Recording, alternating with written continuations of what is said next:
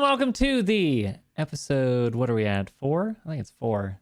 Of the FitzQ podcast. Of course, I'm joined by Mr. KarQ over here.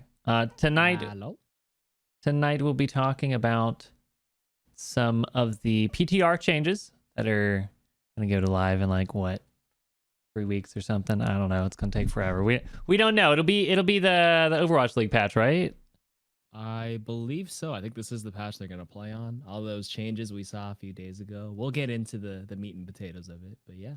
Yeah. So we're going to talk about that, and then we're going to talk about, it looks like Jeff just posted something about,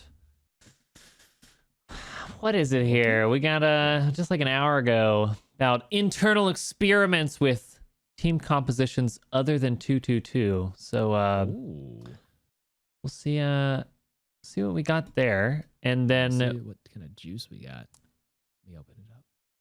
And then after that, we're going to be talking also about how to grow on Twitch. Just some because we have both ventured into Twitch and YouTube. We're going to talk a little bit about that, as well as taking some questions from you guys to of what someone who is new to streaming or whatever, or someone that doesn't know too much about the environment that wants to know a little more. So, you ready to dive into this, KarQ? I am ready. All Are you right. ready, Mr. Krabs? Are you feeling it? Or it's feeling it, right? It's not. Are you ready? I used to think it was always yeah. Are you ready? SpongeBob is ready. He's the one who's ready, and Mr. Krabs is feeling it. Yes. Oh, he is feeling it. Okay. So let's see here. PTR. Right, 1.44. Right, I'm gonna open it up too, and let's see what we got. So last week's podcast, we were discussing stuff to nerf about Baptiste. I remember that. We discussed a bit about Mei, Hanzo, what we think Overwatch needs, and as soon as we do that podcast, of course, the PTR next day patch notes come out. Was it the next day? It might have been on Wednesday. Yeah. Wait, let's see. What day did they post this? This was posted on January 9th. So it was 2 days. 2 days. Yeah. It was 2 days. Mm-hmm. Close enough. Well, yeah. But yeah, I mean, we knew there were changes coming, or they had talked about it, so we knew they were coming. But what did we say? Duration, health, range. There was all those possibilities. Mm-hmm. So the changes that we got for BAP is maximum duration for his immortality field. Maximum duration reduced from 8 to 5. And cooldown increase from 20 to 25. So obviously BAFF is played a lot right now. The double shield, and then you hide around the corner, and then you use BAP to survive and wait for the shields to kind of come back up, and use it to charge his ult as well. So something I do when there's like new proposed changes is every time I'm playing the game after that, I'm saying, oh, look, that's an opportunity where that nerf would have killed them. Or because you're playing the game and you're like, oh, they would have died if the new changes are live. They wouldn't have lived there. Granted, people aren't adjusted to playing against the new changes and stuff. Right. And there's been a lot of times where it's like, instead of maybe you just like, all right, they put the BAP field down, you're shooting him. It's been 4 seconds, and you could just like keep them at that 20% health or whatever, instead of going for, worrying about get the lamp. And I've seen a lot of times that it does, like, we would kill them after the 3 less seconds with only having the 5 seconds. What do you think about First of all, okay, do you think this is a fair nerf for the immortality field? Immortality field, yeah, I think this is still fair. I'll still need to see it in person, but the initial impression I get is the cooldown increase and the duration decrease will actually net nerf it 8 seconds. I know it says like cooldown increase from 20 to 25, and then the duration from 8 to 5, but that's like a net 8 seconds, right? Right. For like the uptime. As it stands, what is it? The cooldown currently is 20 and the duration is 8. So if that lamp survives on the current version right now all the way through, once it's gone, it's only on a 12-second cooldown because it lasted 8 seconds. Right. And then now if it's at 25 base with a 5-second maximum duration, it'll be on a 20-second cooldown at minimum. So Therefore, I look at it as like a 12-second versus 20, and that's like Of what, downtime, 40%, yeah, 40% nerf to its cooldown, which is quite significant. Don't get me Oh, wrong. absolutely. But I think the idea of you still being able to heal people while they're like at that, like putting it around you'll still get a lot of value with it around the corner, and a lot of fights are determined within the first couple of seconds of putting that lamp up. So I think it'll still be very powerful, and these changes to Immortality Field aren't enough, in my opinion. Not enough. Okay. Good. Right. Do you think cooldown like up to 30?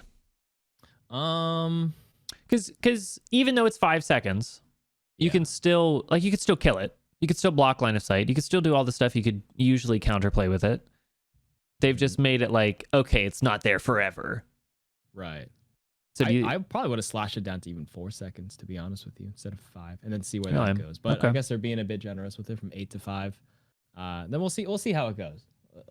I think at the highest level we won't see too many changes, but I guess if people don't have good cooldown management in the lower ranks with Baptiste, and not as much finesse and strategic placing of it behind the corner, people will see it as a pretty harsh nerf at first. But again, higher levels, I do think it's not enough. Okay. So yeah, I'm gonna say they could increase the cooldown. I think since it has counterplay, I don't know that the duration. But like you said, see how it plays out. Blah blah blah. We'll see. Something interesting. Again, I mean, I'm gonna talk about the Sombra changes. Or like rather, how the changes interact with Sombra. So EMP now lasts for 5 seconds, and so does the lamp now. So what'll happen is like you'll go for an EMP and BAFF will throw down his lamp. So right when EMP is done is when the BAFF lamp will be gone. So that's an interesting interaction to think about. Yeah. So 3 seconds there, because what happens is like it's a projectile in the air, so it doesn't get hacked. So then like they just crowd around it, and then like they have 3 seconds where they have immortality and an ability to like, yeah. So I don't know how much that's gonna change it, but we'll see if that affects it greatly. Now we talked about being able to get the ult using playing the corner. Your tanks take a lot of damage without any risk. You heal them, you get the ult. So the other change is that the amplification matrix ultimate cost increased by 20%. Now he gets it pretty quick.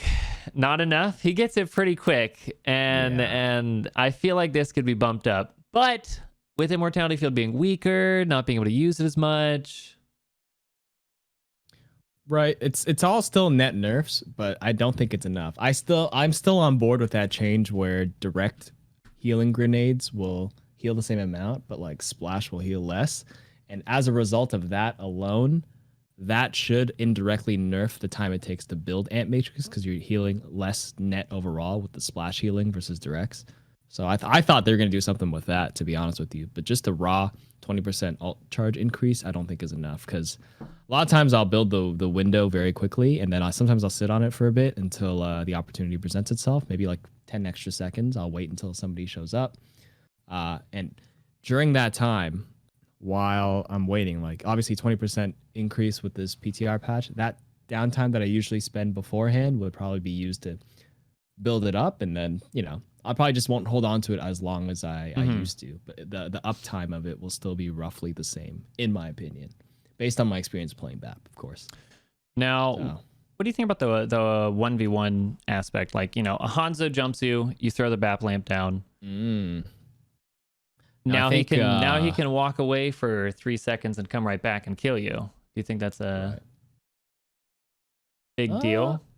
I didn't think about it that way. That 1v1 factor will definitely be nerfed a bit. You can't just as generously throw it down in random 1v1s, because a lot of times I just take those risks, or I do like really cheeky angles and just lamp myself. And during downtime, not when the fight's breaking up, but during poke phases, right? Especially when they're like, let's just say, Hanamura B on defense, right? And I'm playing on the window, just poking at their spawn as they're coming in. Sometimes I'll lamp myself and I'll just shoot them for a little while.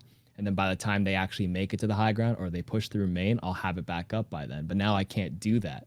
You can't poke as long. You have 3 seconds less to poke.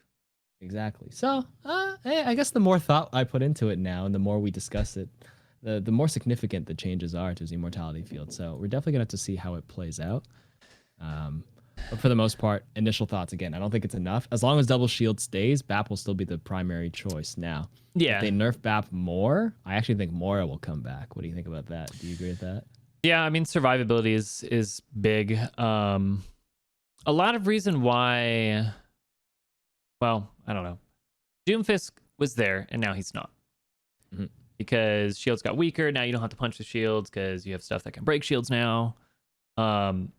And now kind of BAP is like that third shield. So maybe Doom will make a comeback? Well, speaking of Doom, on this PTR patch note, they tweaked Doom a little bit. They did. Now, they did. They changed his rising uppercut. Recovery time increased from 0.2 to 0.5 seconds. And for those who don't know what that means, basically, after Doomfist uppercuts, currently, he has 0.2 seconds after he uppercuts, and then he can use any other ability, whether it's seismic, primary fire, whatever. Now they're actually changing that from 0.2 to 0.5 seconds. So for half a second after you uppercut, you can't do anything. You're kind of a sitting duck. And it seems like, I don't think the numbers do it justice. You listen, you hear it, and you're like, okay, 0.5 seconds, what's the big deal? But if you actually see it and you feel it, Doomfist after he uppercuts is genuinely just there in the air. Floating. Exposed. Floating. Yeah. I think now people were saying the biggest deal of this was the uppercut and the shooting. For me personally, this makes it so like if you uppercut and then use his seismic slam, so the like, you know, you're trying to get the distance or whatever, he can't do it as fast. And the reason why I like this the most, I would be like, I don't know if Doom needs a nerf. I know have you seen the T-posing Doomfist? You know what I'm talking about, where his animation glitches out. If he uppercuts and uses E like right away, he just kind of floats at you and you don't know what he's doing. Yeah, have you seen that? Yeah. He does it so fast that the animation doesn't come out. That happens with just punch or seismic into uppercut. Sometimes he just like looks like he just Mario boings up in the air. You don't does it have a seismic in the uppercut too? Yeah, I don't know if I've noticed it as much with that uppercut. Yeah, the seismic one where he just like slides across to you, or it doesn't look like he's doing anything. I know what you're talking about. But yeah, the floating, like, because you see him uppercut and you're like, okay, what's he gonna do next? Is he gonna punch at me? Is he gonna use his E? Is he just gonna shoot? And then all of a sudden he's floating at you, and you're like, wait, what's going on? And then you're hit with 100 damage or whatever, and you're like, okay, well, didn't know what happened there. So that. I'm pretty sure that this change completely stops that. So I'm happy about that because they weren't fixing that bug. So I'm happy about that. Yeah. A lot easier to hack, obviously. And CC with anything. You know, you can hook him, you can sleeve him, you can wall him off, whatever. We're biased because we don't play Doomfist and we're victims of Doomfist. Exactly. So, but objectively speaking, I think this was the wrong approach to deal with Doomfist. I don't know. I think Doomfist players will all agree that it affects the fluidity of the hero. It just doesn't feel the same with that. And affecting like the motion and how a character feels is more important to a lot of players than just nerfing raw damage. I think if they approached like perhaps rocket punch damage or some other like numbers wise, other than this, they would have been okay with it. Yeah. Well, and it kind of Doomfist is a very difficult hero to balance because he goes from like unplayable to way OP so quickly, but at the same time it's like in a very coordinated team environment they're not going to let Doom do anything, but then on the ladder he can just run around and do everything. So he's very just kind of one of those annoying ladder heroes that can, I mean, we saw him in the Overwatch League during the end of the I think it was the end of season 1, right? Because that was double shield just showed up. So he has the ability, you know, to be there, but yeah, I agree. I don't think this is necessarily a great change for Doomfist. I don't know if he really needed this nerf right now, but we'll see. Maybe they're seeing something we don't with the changes, with the nerfs to everything else, and maybe he'll come back and he'll need to be shut down. We'll see. That being said, other changes we got the other meta hero, Mei, on the chopping block. With her primary fire, people complaining about the primary fire. It's you just go and left click people, freeze them, spray them down. Doesn't require a lot of skill and whatnot involved if, you're just kind of walking past the shield and spraying with your left click and hitting lots of people too. So the slowing effect now reduces enemy movement speed from 20 to 70%, down from 30 to 90%. So essentially, when you start the freeze, like if the first tick of the freeze, it would slow you down to 30%. Now it only slows you 20%. And then at the very end of the freeze, when they're about to get frozen, slows them, instead of slowing them at 90, and now 90. Yeah. At 90, you might as well just be immobile on the current version. And honestly, I saw did you see the visual of this on how it looks? I tested a lot of this, but yes. Or I didn't see the comparison. How do I feel about it? I think the slows, I think this is a fine change. A lot of heroes that could get away would use the movement ability anyways. And right now, the way the meta is, there's not a lot of heroes that have you've got Orisa, she's going to fortify, so she doesn't care at all. Sigma, the slow isn't that big a deal. I mean, changing wise from whatever. Getting caught in it as ball, that sucks. Because you just get permafroze and you can't get away. And I think that'll actually change how it works with ball a lot, because if you get froze as ball and you have your hook, you can hook and roll away and get far enough that the slow, you can get out of the range. Or you couldn't get out of the range, but now you'll have that a lot easier to be able to do that, because you won't lose all of your momentum. You're only losing 70% instead of 90%. So yeah, I don't know. I saw the visual of it. I still feel like it's not enough. Not enough? Okay. I don't know. I feel like even cutting a hero's movement speed down to 50% is already very significant. And I felt like they could have just done 20 to 50, to be honest, instead of 20 to 70. Cutting a movement speed in half is already, like I said, so significant. I don't even think ball, like you said, ball right now just gets perma-frozen. I still think he's going to be perma-frozen. Can't confirm, haven't tested that, but I mean, if you're at 70% speed, everybody's going to catch up to you no matter what. Well, I think the bigger change is the next one, which is the slowing effect duration reduced from 1.5 to 1 second. And the reason why this is a big deal is essentially there's a timer. And if you get hit with some freeze and you hide for 1.5 seconds, it purges it and starts over the timer. So you could almost be frozen and then hide for 1.5 seconds and you get back. So now it only takes a second. And with the shields being around still, being able to get away for 1 second is doable. It's doable, especially with the double shields, which is also going to reset the slow. So now it's going back from, the whatever let's say you're going from 20 to 70, so you're at 50% slow, and then you're back to full speed. So I as much as the slow is there, I don't know that that's as much as big a deal as the 1.5 to 1 second, because there's things you can start to freeze somebody, jump in cryo, and then hop out of cryo and continue freezing them. Now you have a smaller window where sometimes you would use that to get a little bit of health so you can get past breakpoints. And now you can't take as long. You gotta get back in there, and you can't let someone walk through a shield. You have to hard commit through that shield to get them.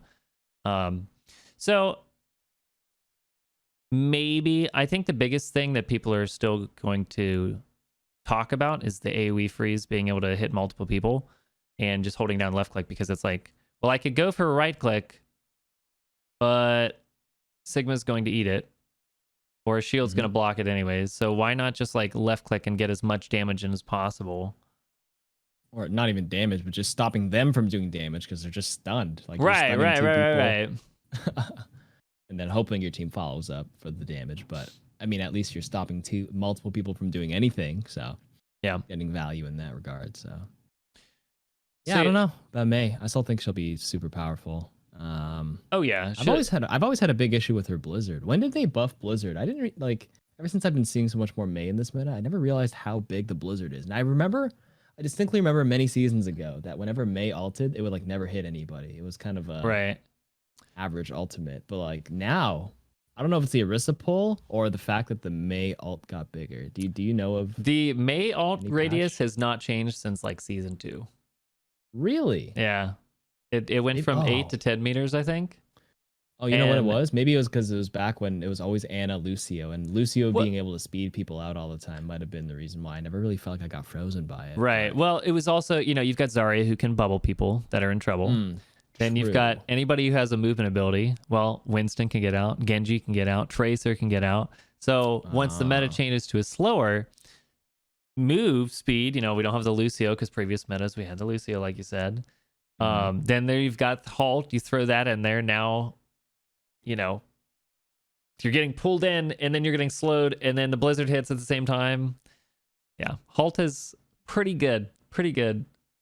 And then you got Sigma ult that picks you up and then slams you right into the Blizzard. So yeah, there's a lot of abilities that Mei can kind of combo with very, very efficiently, which is why she's meta.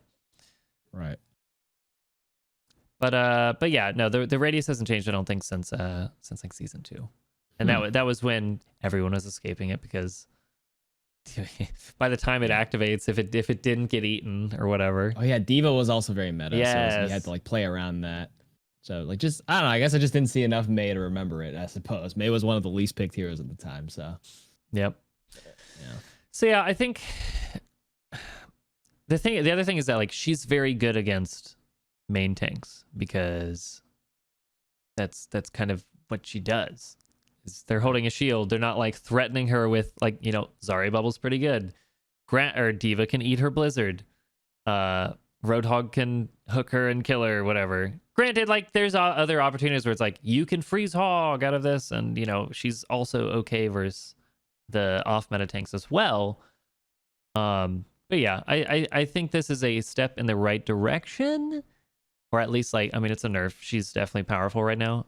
I just think that the AoE freeze with her left click is probably what needs to go, or not necessarily needs to go completely. Again, I think I said last week was, Diminishing effect? yeah, where like the first person get hits with 100%, and then a person behind them only gets hit with like 50%. So it either takes twice as long to freeze them, or only slows them for half the amount that it should, or whatever. I don't know. Maybe that could work. Maybe not. Well, that's Mei for you. Next on the list on this PTR patch is actually D.Va. Now, a lot of people are going to be asking whether this change to D.Va will bring back dive. And for those who haven't seen it, D.Va's booster cooldown will be decreased from 5 seconds to 3 seconds. Yes, every 3 seconds you're going to get a flying D.Va movement. Have you seen that? There was like the infinite flying, or like getting into the skybox on like Li Zhang. Did you see that? I have not. Is that what the change actually enables people to do? So if you're shooting while you're on a slope, it like slows you from falling. So you can like boost up, and Li Zhang Tower has like these slanted roofs all over. Like the sitter one that you boop. I can't remember what that Is it the one with the bridge, the two bridges that everybody falls off? So that right in the middle. So you kind of just stall on the roof by shooting, and then just continually go up and up. Yeah. So you can like contest a Pharah up, and like if they have a Pharah Mercy, you can just like be up in their face or whatever. Yeah, that's interesting tech. I don't know if that'll. I don't know, because you couldn't do that with 5 seconds, because you would fall off the slope and you would fall far enough. But now it's like, well, you start to fall. Okay, you're sliding it. Keep going back up. Yeah. This is a pretty big change, in my opinion, based on what I'm seeing. I mean, did you play any PTR games? Did you try it out? I didn't. I tested all the changes to just like get a feel for like how long the downtime was, and yeah, this is you. This seems like a really big change, and this is a very mobile hero now, and it does damage, right? Boost. You forget boosters. Yeah, 50 also damage. Oh no, did they change it to 30? Didn't they stick that stealth nerf in there on the PTR the one time? Because it used to do 50, and then they stealth nerfed. They didn't tell people like, oh yeah, no, don't worry, it's just because that's when they were like trying to get rid of dive or whatever, nerf or whatever. D.Va was meta for like 2 years. They're like, all right, we got to do something to get rid of her, and then here they are buffing her. But I think it got reduced from like 50 to 30 or something.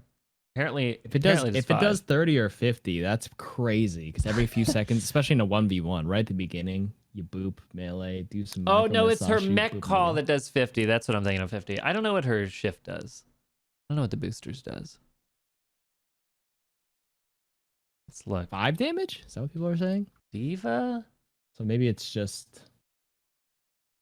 Okay, so the damage isn't significant, but I think having it on 3 seconds is more for the. I mean, there's a big booping effect on it. So it's like, you guys know how annoying it is to play against Ball when he just spins and boops you back consistently every time. And like, you can kind of just do that with D.Va now. Like, you just fight and you just get knocked around and ping ponged all over the map.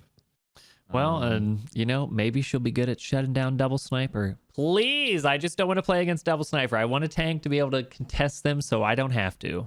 True. Yeah, she can definitely chase down Widowmakers. I don't know about Hanzo. Hanzo's just so good still. He's scary. He's scary. Dump damage into D.Va if he times the matrix is right. Well, But so yeah, D.Va, I think this might be a little too much, but we're not seeing her at all. So they're trying stuff. Sure, but there's no power creep. There's no power creep. What do you feel about the power creep? We talked about this last week. We were stating how there's power creep, and then we get did that happen the day? I think that happened the day after. Also, the dev post about power creep. Yep, and there's like way more buffs in Overwatch than nerfs. Well, this is a buff. What, 3 nerfs on BAP, 2 nerfs on Mei, 1 big buff on D.Va. I mean, this is a net nerfing kind of patch, Right. which is a step in the right direction for sure. Yeah. But I think it's kind of a little bit of a slap in the face to say, no, there's very little power creep. Oh yeah, no. The game has definitely experienced power creep in my opinion. I think last week there was a Blizzard dev who kind of just probably nonchalantly just responded and probably never expected the amount of backlash that he got. He probably just responded to a random forum question and that got quoted all of last week, which was that he didn't believe that power creep was really a thing in Overwatch at the moment, or something along those lines. Well, it was also showing the win rate of, like, oh, these meta's not as strong as it is. Genji and Soldier are actually number 5 and 6 for the win rate, and so it's like, yeah, it's like, okay, they're not really seen because now. I don't know how they're getting the stats or whatever, but I've talked about this a couple times where if you're okay, let's say you both start on meta, right? Or no. You've had those games where you're like, one life. I'll play this hero 1 life. I'll play this one hero 1 life. So let's say you're on offense playing against defense and the defense has meta. Okay. And you play as Soldier or Genji, right? The 1 life thing. And you steamroll them just because like the random matchmaking, someone on the other team is just playing bad or whatever. Like you've had those games where you just like, it doesn't matter. You could do whatever. It's unlosable. You just win. Yeah. So you're like, all right, we'll play this thing.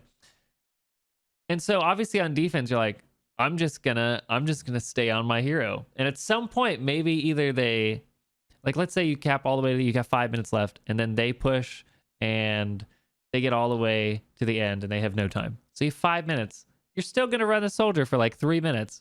So either you're gonna win or you're gonna draw. They're not gonna get that loss factor. And the second you do about to get that loss factor, you're just like, all right, I'll just go meta. I'll just go meta, and you win the game. So then it's like, oh well, Soldier won because they were in that game. So I don't know how they're cherry getting picked. Yeah. Or on the flip side, it's like you like full hold the team and you attack. You only need to get 1 tick, and that's when people bust out the Genji because they just want a tick. And you're like, we've already full held. The worst you could do is draw. So fuck it, we'll play some. Excuse my language. We'll bleep that out. We'll play some Soldier. We'll play some Genji. We'll play the stats a little bit. I think the stats potentially. I don't know how they're getting them. I don't know that the developers are necessarily realizing that people play in that manner of like play to win, but at the same time, like you're gonna play one of those heroes that aren't as good because you want to play them because they're fun. And then at the same time, they'll switch at the last second and be like, all right, well, it's time to win. And then they turn on the meta and win, inflating the stats potentially. Right.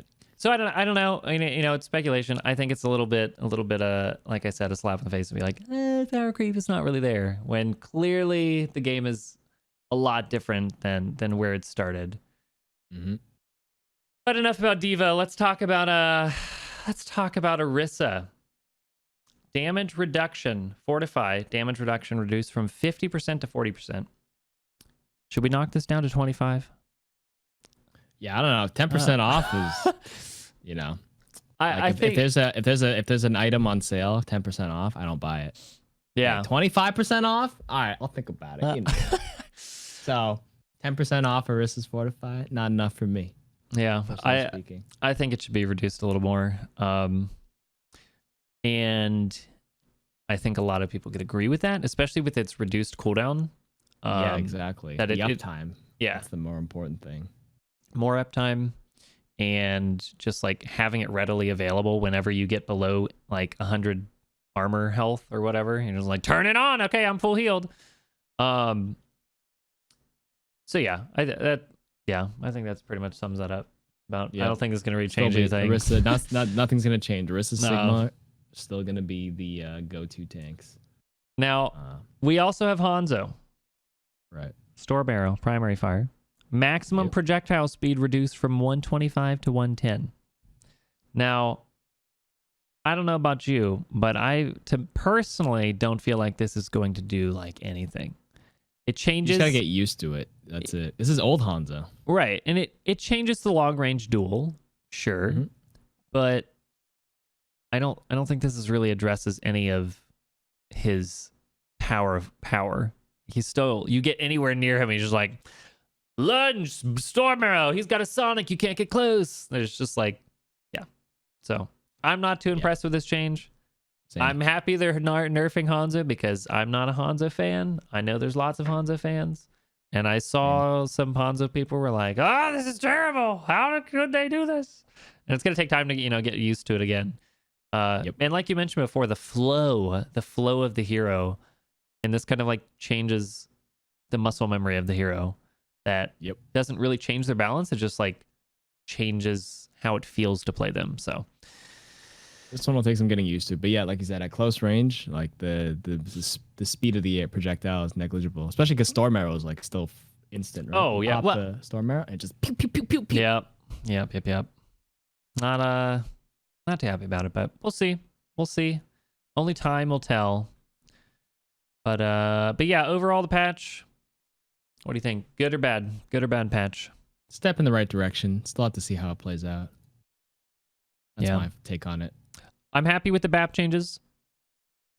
I'm glad those the other ones, the May, sure, boosters. But overall, I think, I'm glad they're doing a change, but unfortunately, the last change we got in middle of November on PTR, and then we got it on live a month later. We're probably not going to see this patch on live for another. When is the event? It'll be 2 weeks from now, 28th, or no? It's the 20. It's the lunar or the Chinese New Year. Yeah, don't know when that's going to go live, but a few weeks. A few weeks. But yeah, I think it's either next week or the 28th is probably when it'll go. But this is what will be played on the Overwatch League.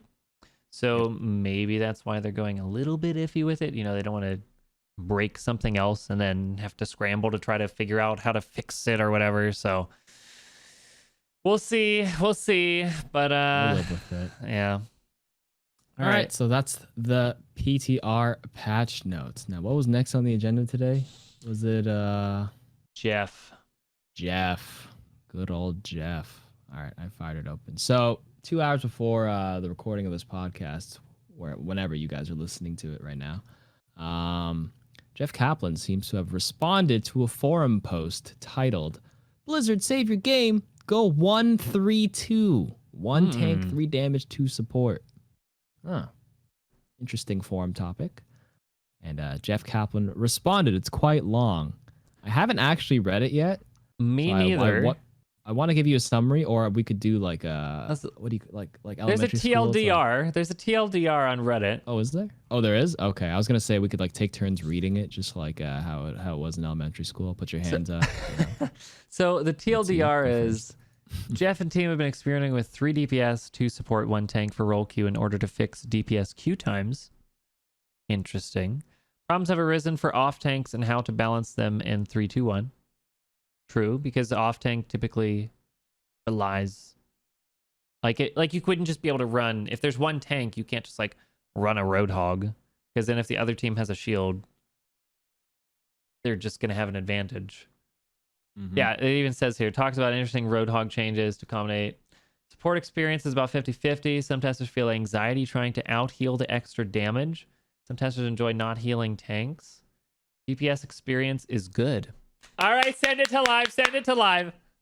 Wow. Tanking is tough one, as he feels like players will take the path of least resistance and will only see one meta tank out of the whole cast. Well, that won't be a problem if there's hero bans. There you go. No.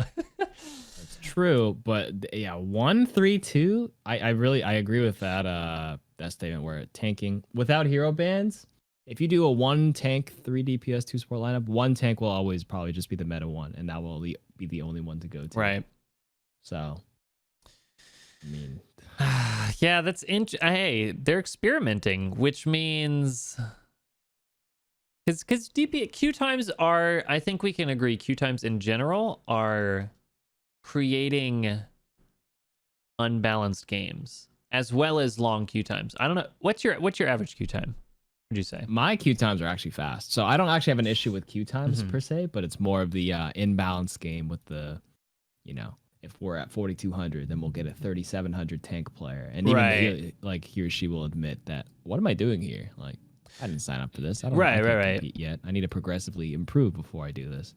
But my queue times as a support at mid GM, 2 minutes tops. Occasionally 5. 3 to 5, but like most are under 2 minutes, especially during peak hours. The times I play right in the afternoon, North America and East Coast, pretty good. I can't complain, and I know tank players can't complain either. Those are the fastest. What are your queue times as a DPS in the morning? Well, early afternoon. Sometimes you get lucky and you get like 2 minute, 2 minute, 2 minute. Sometimes you get 10 minute, and then the game doesn't start because. Oh, the error. Either the error or someone just leaves. So it's like 10 minutes, error, 10 more minutes, you get a game. It's like Koth and it's 2 things. So you play for like 8 minutes out of the 40. So it can be pretty bad sometimes. It can feel pretty bad. I think a couple days ago I had like, of my 8-hour stream, I had like 5 times the game got canceled. So it was just like a wasted hour, essentially. Which sucks. Glass half full would be 1 less hour of losing, so 1 hour less of lost SR. Oh wait, is that the I'd rather play. I'd rather play. Oh gosh, you hear analogies again?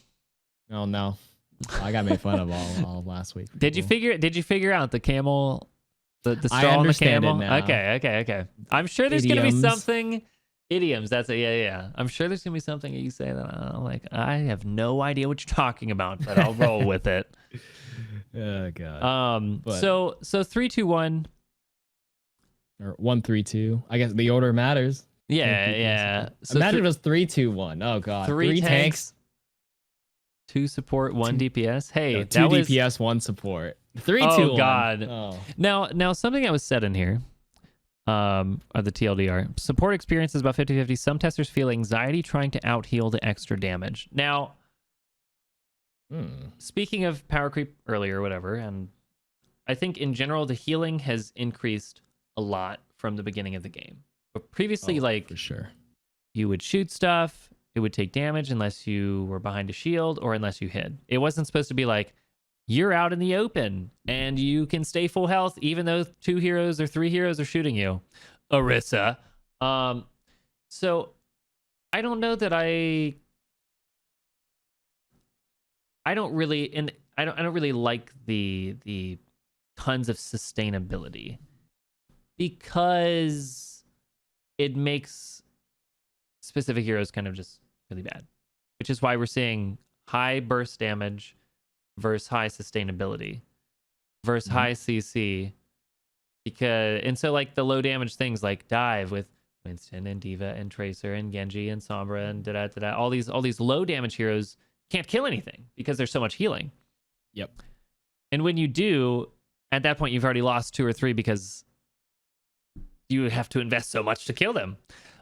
So I don't know that I really sympathize with feeling anxiety trying to out heal extra damage. But that's, I play DPS. I don't play healers a ton. And even if I did, or when I do play healing, I don't necessarily want to sit there and heal and like, okay, I've kept them full health. Cool. So I don't know. What do you think about that as being a healer? I'm surprised at that statement because tanks for a long time have also been doing a crap ton of damage, right? Right. Dropping 1 tank for a DPS, remember, especially back in GOATs, like even if you tried to not run the triple tank and you decide to throw in a DPS in there, it felt the same because the tanks do so much, right? I don't know. Sigma, I feel like Sigma does way too much for a tank. Well, Roadhog can do a lot. High energy Zarya does a ton. Ryan fully swinging at you can kill you in a couple swings. I don't know. The team who played support during this testing, I feel like, I don't know. Might just be like not enough data because like I don't. What do you think do you think there's too much healing right now in Overwatch in general? Like even in this meta, right? I think it's just I think BAFF and Moira are the biggest culprits, to be honest with you. Those two are the ones that do too much healing for. It's previously with like Lucio. Lucio has the AoE healing, and it was slow, but it was AoE. And so, like, you ran the Lucio Zen way back in season 1, and Zen would target somebody to heal, and that was like decent healing back then. And that was it. And now think about it now. People imagine running Lucio Zen oh my today. God, people would just die all over. They'd be like, I can't stay alive. Oh, I'm not getting my pocket. Yeah. So I feel like they kind of need to lower the AoE healing. Like I'm fine with single target healing being good. They're like, okay, they're focusing this person. Mercy. Yeah, I'm okay with that. Yeah. So, and they did nerf the Moira healing.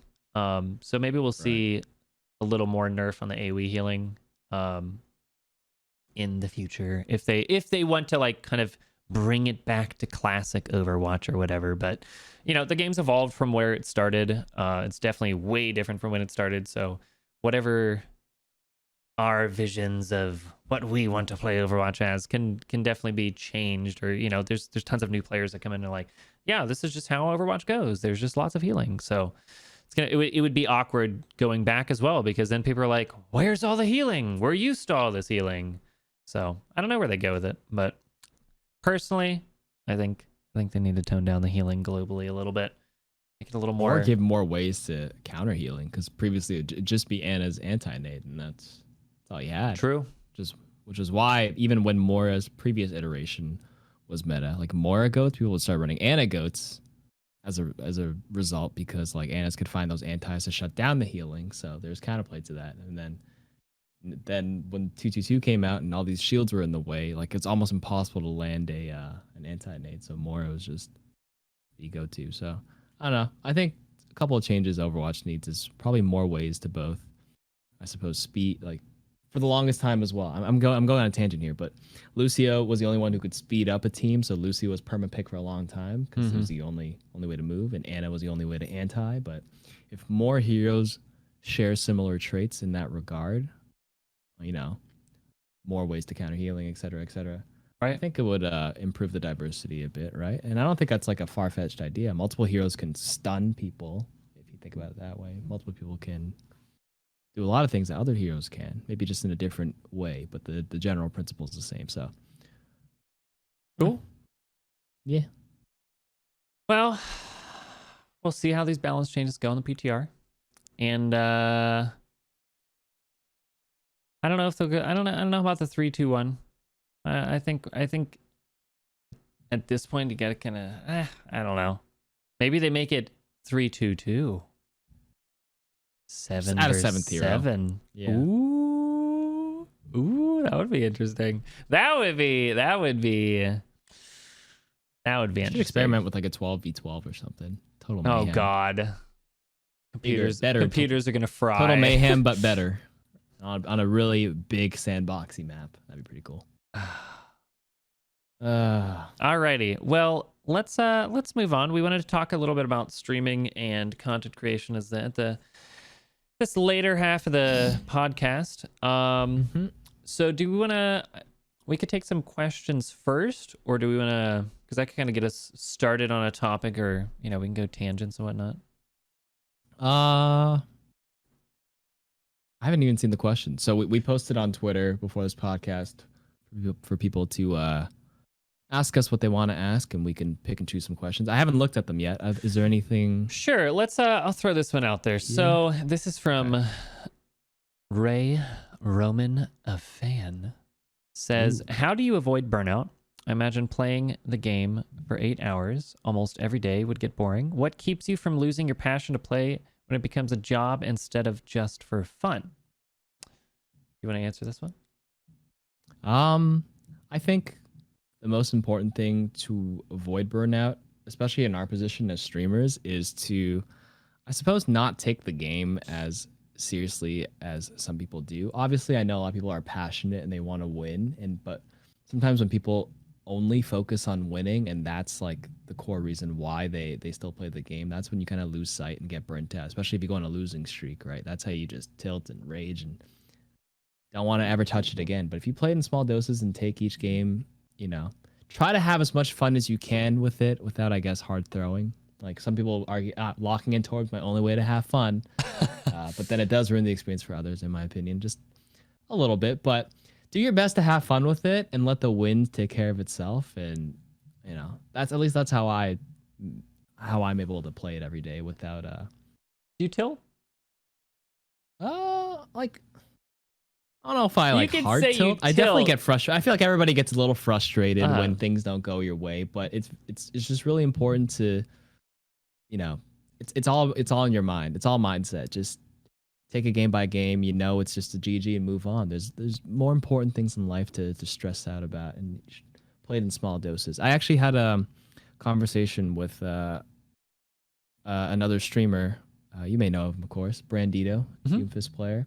He quit the game for a while, quit streaming, and he's been out doing climbing out in nature, traveling, and he's like, he's never felt more alive in his life. And then he decided to come back in Overwatch and just stream as a hobby. And doing that was so refreshing. It's actually fun to, do it in short doses. And I just think it's important to have that work-life balance. So how do you, not everyone is going to be like him and is able to, do something like that to kind of liberate themselves. So how would you, Fitzy, deal with burnout for 8 hours a day if you played it? So I usually do 2 small streams and 3 to 4 hours instead of one long one. But recently I've actually been doing the long one, and I have definitely noticed, I don't know if it's because of food crash from because you have to eat during an 8-hour stream, right? Obviously you have to. Unless you eat right, I don't do that. Eat right beforehand, and so you get that you get halfway through and your energy level just drops because either you're running out of food, or you run out of food, then you eat food, then you get the sugar crash, then there's you just have this roller coaster throughout the 8 hours. But for the 3 to 4 hours, you're like, all right, I ate right before this, I'm good. The first couple games, you can take the first couple punches, maybe you win the first one, then you lose the next 2. You're like, it's okay. It's okay. We're just getting started. And then before you know it, you're in the second half of the stream. And so it's well, we'll get a couple more losses here. And it doesn't really build up. But if you play for the full 8 hours, it definitely starts to wear on you, because you're like, God, I've already lost 7 games already. Now I got to play some more. I got 3 hours left. So that's tilt-wise, but burnout. And for me to avoid burnout, as like you said about having fun with the game, and I do generally have fun with the game, and I don't really get pissed off at my teammates. But a big part of that is because being able to talk with chat being able to like, okay, I just had this loss, I can talk it out with my chat. And Right. when there's like a good moment or a funny moment, it's like you can double down on the fun because there's you're sharing that experience. So chat definitely is my like diffusing of getting super tilted and getting super burned out, because you're not taking the game as seriously, because you know where you're at, your skills generally at, and you're gonna go up and down. You're gonna have those times where you're not feeling great because you're down like 300 SR, but you're gonna get it back. You play this game 8 hours a day. It's not if you drop 300 SR, you'd be down in bronze eventually. But clearly you're not. We're up here in GM. Sometimes you touch masters. I've definitely touched that. I touch it. I go down and do my seasonal touch every once in a while. Same. But you have fun and just have fun streaming as opposed to just you're not just on the grind. And that's where people have different goals. The people that are trying to make it into Overwatch League, they're grinding to win, to get better, to improve. Yeah, they've got a stream going. If they do have a stream going. If they don't, well, they don't get to talk to chat. You don't get to have that fun experience of being more not entertaining, but like diffusing those situations with somebody. So, for some people to make it, that's everything to them. But for us, our perspective is definitely a little different compared to the average player's version of burnout. Because like the stuff you hear on Twitter, maybe of other players burning out, it's maybe they don't really have a fallback. Like going pro is their everything. That's their only way to make this a job. They don't have a stream or a YouTube to fall back on. But for us, we know where we stand as players. We're not trying to hit that 4,700, make it into Overwatch League kind of thing. Our goal is to, hopefully not touch Masters as often as we want to, but we know where we stand as players, and we just play and bounce some ideas to chat and have fun with it. And that's our way to avoid burnout. Agreed. Cool. We got another question here from Gabriel Salez. What would be the first and most important thing you would give to someone who wants to start streaming or creating gaming content? I can speak on the YouTube side because I know what it takes to grow on YouTube. For those who don't know, before I, kind of grew my channel on YouTube, I used to make League of Legends and Hearthstone videos back when I was in college. Yeah. I mean, they didn't get any views. It was just like, I did it for fun. Yeah. But obviously number one is to have fun and enjoy it, because I think if you're going into it strictly to make it on YouTube, it's kind of the wrong approach. You generally have to, at first, you kind of have to know how to do everything. You kind of have to know a little bit about editing, unless you have a lot of capital to start with, then you can hire out and just be like, people can do the editing. But most people are probably not going to do that. I mean, YouTube. But I think the most important thing is, number one, to have fun with it. But number two, like a true tip to grow on YouTube is to actually make short content to start. It's not when you're already established, making longer content to increase what they call watch time and all that stuff is good, but that's a priority that you should focus on later. Your first job to make it on YouTube is to get people to know who you are.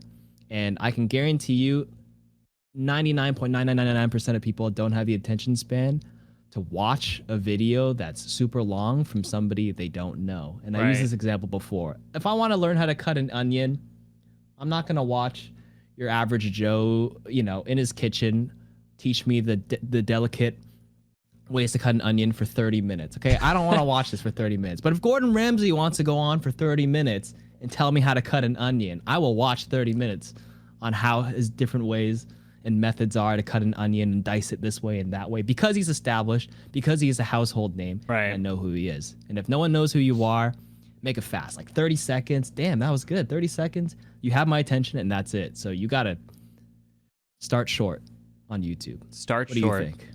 Yeah. First most important thing, like you said, having fun. Mm-hmm. I think that's definitely the biggest takeaway. Whatever you're doing, if you're trying to go in and be like, I'm gonna do this full time, it's a good ambition. It's a good long-term goal, but something with setting goals is achieving them. Because if you can achieve goals, you're like, okay, I'm gonna get an average of 5 viewers. I'm gonna get 30 subscribers on YouTube or whatever. You set these small goals and then you keep pushing the line after you finish them, because then you set an attainable goal and then you can see the finish line. You can go for that. And so finding ways to achieve those goals after that, of course, is good. Another thing would be when you're starting out, first of all, just do it. Just do it. Yep. Make a video. Maybe you upload it, maybe you don't.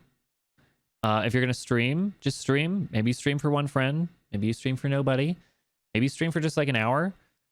Watch your streams back, at least like at the beginning. And the reason being, like, there's so many times where I'll go to just like a small stream and you'll see small, just like tons of little things that you're like, oh, that's terrible.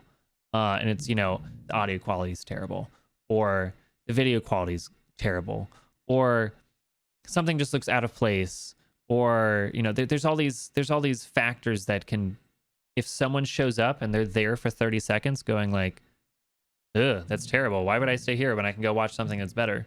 And that comes to the next thing, is like, what do you have to share that somebody else doesn't have? And if like you want to grow, you know, obviously if you just want to stream for fun, whatever, great. You don't have to worry about as much as like, I need to share this thing, unique thing to the world. Right. But if you want to grow, having something unique that, you know, if I am a Soldier 76 player and I don't say anything and I'm just like in Masters, people are gonna be like, why am I gonna watch this person when I can go watch DeFran be a boss at Soldier 76? Like, what does this guy have? And maybe you have like these funny things you do during the stream where you, I don't know, you have a soundboard, you have some weird transitions, you do stuff with your viewers, you have a lot of interactivity, something unique to provide. So what do you think about those as you went into streaming?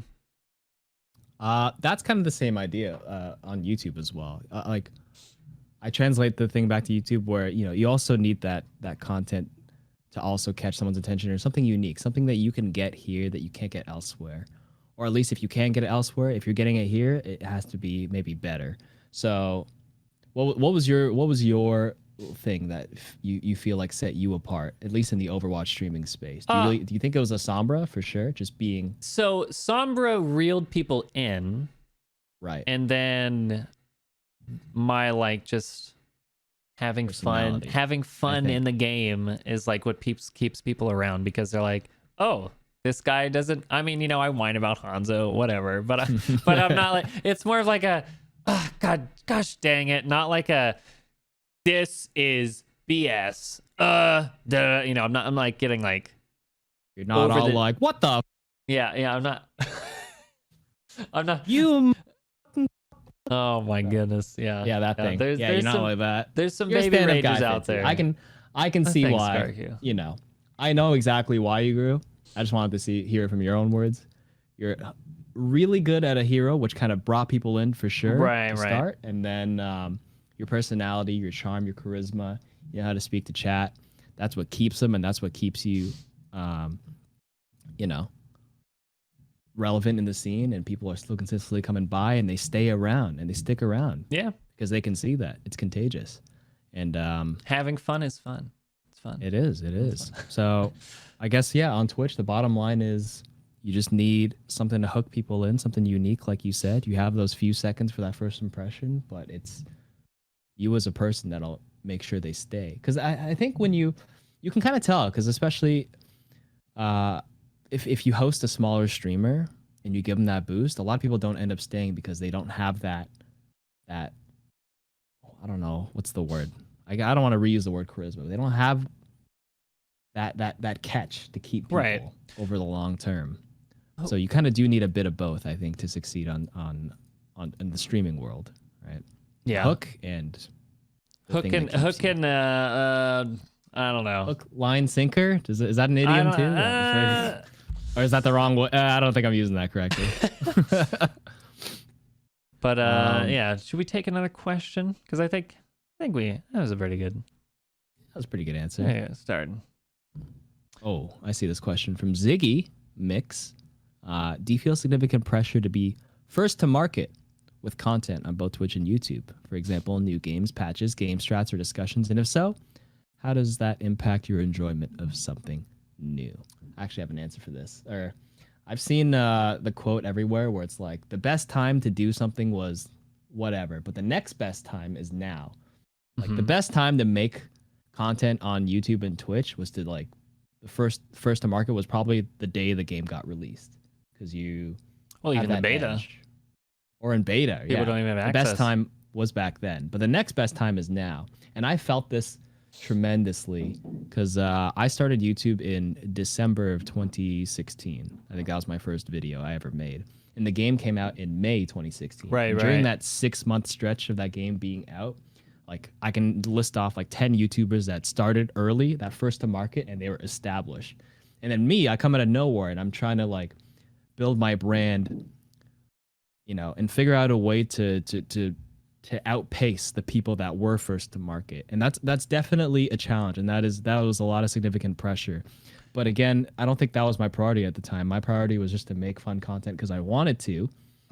But then once I started growing, that's when I could see, like, you know, I saw the first to market advantage, and then I had to think to myself, what could I do to set myself apart from those who have already begun earlier than me? And that was my chance to, I guess, for me, find a creative outlet and deliver, I guess, similar type content, but in a better way. So people will be like, oh, who is this guy? This is a lot better than what we're used to. Because usually the people that are first to market aren't necessarily the best, in my opinion, the best.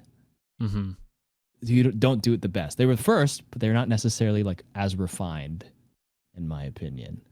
What do you think about that? Do you agree with that? Who are you calling out here? Who are you calling out? I do not want to list any names at all. I'm not calling anybody out, but definitely. So would you say you don't feel pressure then? You don't necessarily feel pressure. Like, I mean, I did at first, but you did at first, but you don't now. Not anymore, because I do feel like you've established. I don't want to toot my own horn, but I am relatively established now, right? But at the time, like, everybody was giving tips and guides on how to do whatever, and I'm like, I want to start YouTube, but the best time was when the game got released. The next best time is now. I'll still do the tips and guides, but how do I make it better? So I was like, let's just do it fast. Let's do one for every hero. Nobody's done that yet, and you know, find a creative way to do similar content, deliver it differently, and you know, you never know. Maybe something sparks. And for me, the tip videos ended up sparking something, igniting something.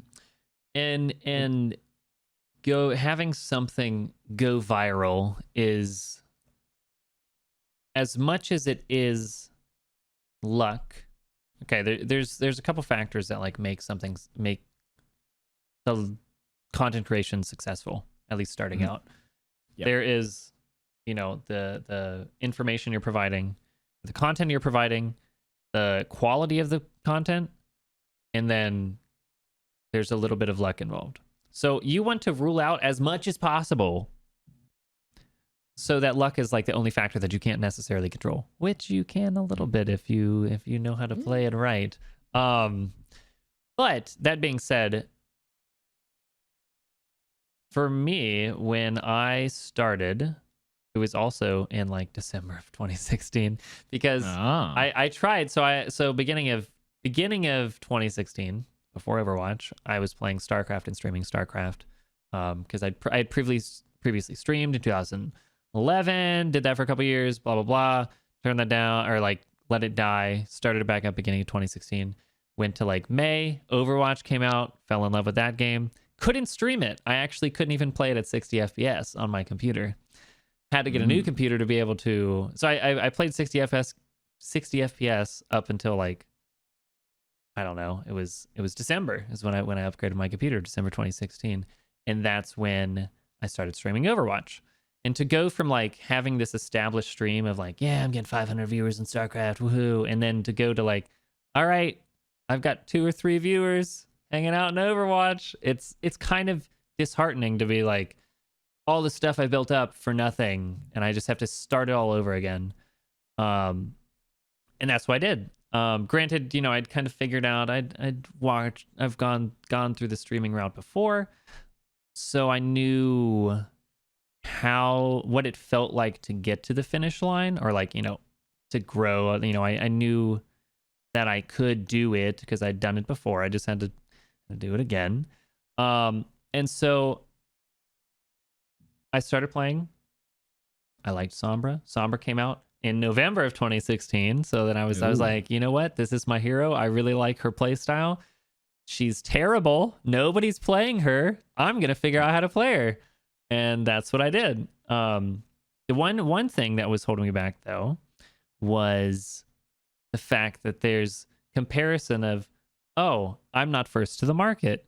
Who's first to the market? There was already established streamers. There's already established Sombra players, even. One being Cody, who was very good.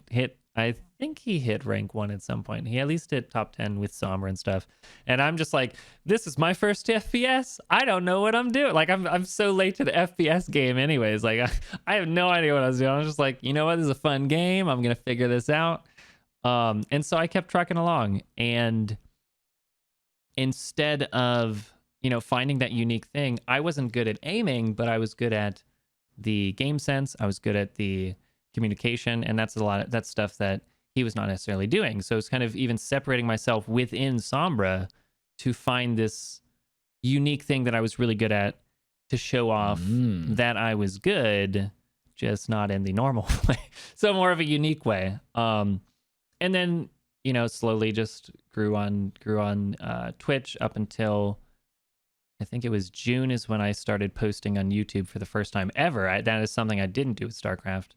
And then putting more educational videos out there. And definitely the YouTube from there on helped with the Twitch and whatnot.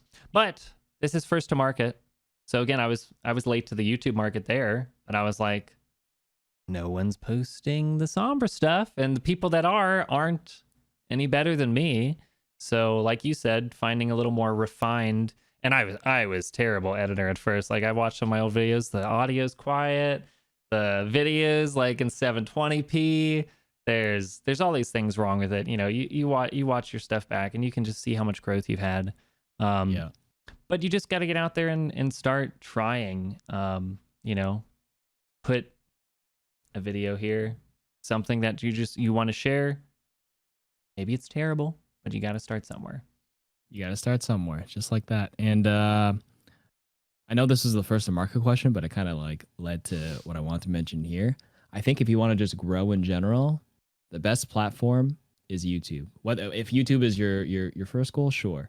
But if you want to grow on Twitch, it's still YouTube, surprisingly. Like, how many of you guys, I'm a YouTube first guy. I'm sure most of you guys found me through YouTube, but how many of you actually found Fitzy through YouTube? I would honestly guess like maybe half of you guys, to be honest. Like, YouTube might have been the segue for new discovery. And that's because more people are on YouTube than Twitch. There's no doubt about it. I think globally around the world, it's like YouTube is like #1 site, maybe?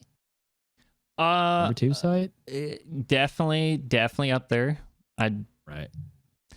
And there was actually a big jump of my thing, and I think where is that question? No, I think I saw it in the chat earlier, but about networking.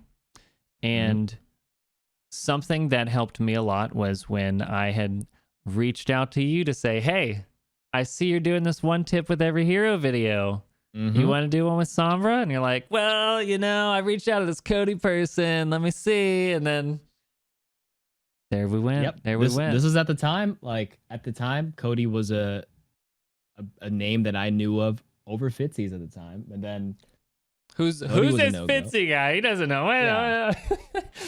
And then that's how I discovered Fitzy. So sometimes you also got to reach out, and, you know, growing on YouTube, like I said, the discovery on YouTube is a million times better than Twitch, right? Twitch, I believe, on PC is still the directory is still based on top views down to the bottom, right? It's ordered in that fashion. Right. So if you're on the bottom, you're gonna be stuck there for a long time until something breaks you out of that. But on YouTube, doing a collaboration with somebody, and sometimes your videos will just hit recommended feeds, and sometimes you didn't even know that this was something that you enjoyed. On my recommended feed, I'll just see random videos of stuff, and I'm like, damn, this creator's really cool. I would have never discovered them if the algorithm didn't present it to me. And, right. Sometimes the algorithm on YouTube will work in your favor, and that can in turn help you grow your Twitch. The discovery, and more people are on YouTube globally, so I think YouTube is probably the best gateway to help grow your Twitch. Well, I think a way to gauge that is like you can go up to any person and say, "Do you know what Twitch is?" And then you can ask, "Do you know what YouTube is?" 99.999% of the time, if not 100% of the time, someone's going to say, "Oh yeah, I know what YouTube is." Right. And then sometimes people will say, "Yeah, I think I've heard of Twitch." Like, yeah, that's just a general. There's more people that are also a little more casual. Twitch, I think, is more intense. That you are like if you're watching a live stream, you are investing more time into like either learning or hanging out, or like you really like that game. Whereas YouTube, you're like, all right, I'm gonna queue up for this game. I want to play that hero. Let me look up a guide real quick. You watch it for 10 minutes. All right, and then you're done and you play the game, and that's it. So the people that make it to Twitch at that point are like, I'm committed. This guy, I want to watch them. I want to see what they're about. I want to see more. And so Twitch is, they are there a little bit more for you, but they're a little more hardcore in terms of the viewing experience.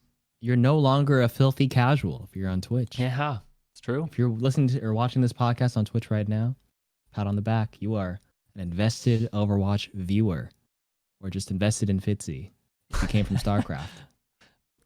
How many people from StarCraft are still here? Nah, there's like a couple. They come through and they're like, oh yeah, look at my followers. It's like 80 months. What? And people are like, who is this old mod? I've never seen them. And you're like, yep, they were here a long time ago. 2011. That was 9 years ago. Man. Okay, we got. I think I'll take one more question. One more question, then we'll wrap things up. So this is from Flats OW. I don't know if have you played with Flats before? I think I've played with Flats. I think so. Yeah. He's the homie. Tank. He's that Rhine player. Okay. That Rhine player. I thought I hacked him a couple times. But so he says, how do you break through that 20 to 40 viewer area once you have started to get off the ground but struggle to push past? So this can be done a couple ways. Again, I think the YouTube, finding what you have to offer that's unique for YouTube. Again, obviously you're not first to market at this point, but you could find something like, maybe you just do, okay, all right, so we'll take Flats as an example, Reinhardt player. You find some unique thing with Reinhardt that nobody else is doing. That's like, all right, we may wall the enemy Reinhardt, and then we shatter when we drop the wall, and then it shatters them because the Rein's lifted up. Like something crazy, just like some simple strategy to be like, whoa, I've charge never... only Rein. Charge the flank, my personal favorite. So finding something that's unique around what you already do, that's like, obviously you might have to push a little bit out of the meta. I'm a little bit out of the meta to find what that something is. But finding some sort of unique thing that nobody else has done. And then Reddit works wonders.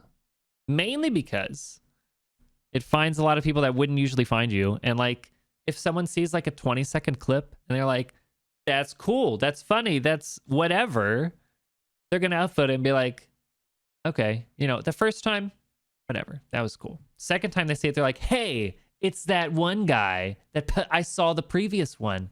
If you get like a couple of those posts going, then they're like, where can I find more of this guy? So I don't know. I mean, I know I posted a clip on Reddit. It was my EMP High Noon thing, and then Twitch posted the clip on their Twitter, and I was like, okay. And the only reason why they posted the clip was because the clip got a lot of views, and the reason why the clip got a lot of views was because it was on Reddit.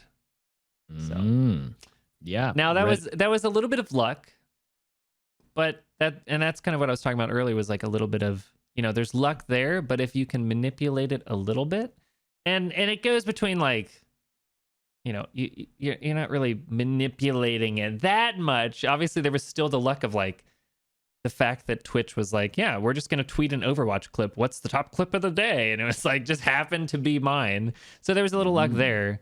But yeah, I remember I was streaming and people were like, yeah, I'm here from Twitch, or I'm here from the Twitch Twitter, and I'm like, what are you talking about? I did not know anything that happened. But yeah, so what do you think for breaking through that 20 to 40 viewer? Obviously, there's also before I pass it on real quick. There's also the whole networking aspect. You find other streamers with similar personalities. Your Twitch environment or like what your community that you build. Like me hosting XQC would not necessarily benefit because XQC's viewer base wouldn't necessarily click with mine. And so, not to say that there can't be people that like both content, but that they're a little more diverse than if like I were to host yourself or you host me, because we have similar-ish styles of communities, being a little educational, calming-ish. Just similar personality-wise and similar community-wise. So finding a different stream that is similar community that you can kind of mesh communities with can be really good and do collaborations with.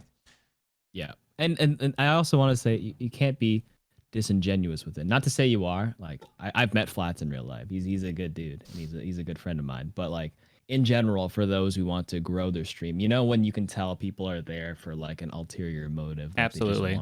They participate in your chat, but it's or something along those lines, but it's so they can get something out of it without anything back, if that makes any sense. I don't know how else to put it in words, but you can just kind of get a feel when someone's there for like, oh, haha, by the way, you can follow me, haha, you can like add me, hey, you're good. You could host me.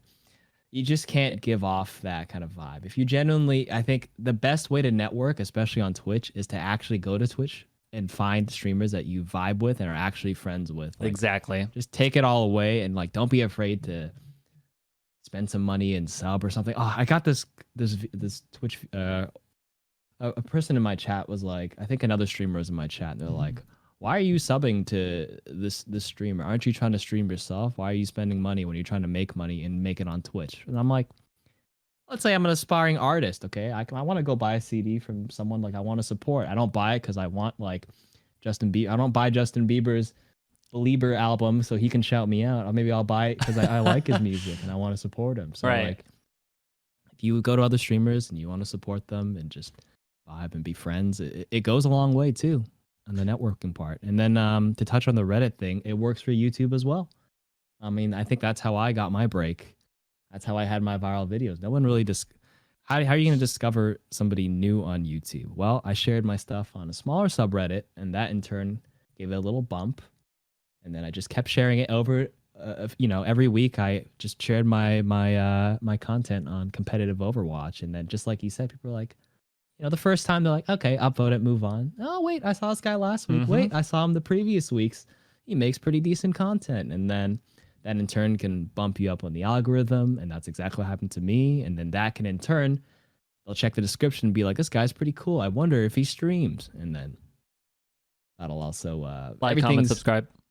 Yeah, everything kind of feeds into each other. That's the most important thing. So if you want to burst through, do everything you can in your power without sounding too not desperate, but and to follow up on what you said, example I think the biggest thing is find people you want to hang out with, find friends. Find friends on Twitch, find friends on YouTube, and you know, maybe or just it can't hurt to reach out. It can't hurt to reach out. The worst I could say is like, I don't want to be friends with you, or we don't vibe, or whatever. You know, obviously you can ghost them, leave them on red.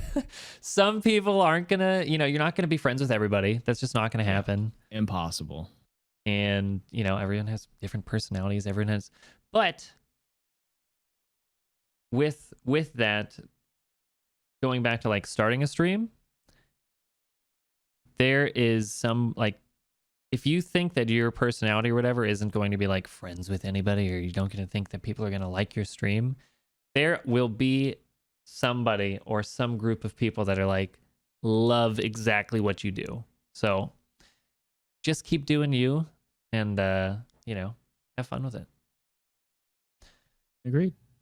All right, Shid, you wanna wrap us up here for the 4th podcast? Yeah. Thank you everybody for watching or listening, whatever platform you're on. We're here hopefully every Tuesday or Wednesday night. You can find us on Spotify, Google Podcasts, and a bunch of other ones that I can't remember. Those are the main platforms. Of course, I'm KarQ.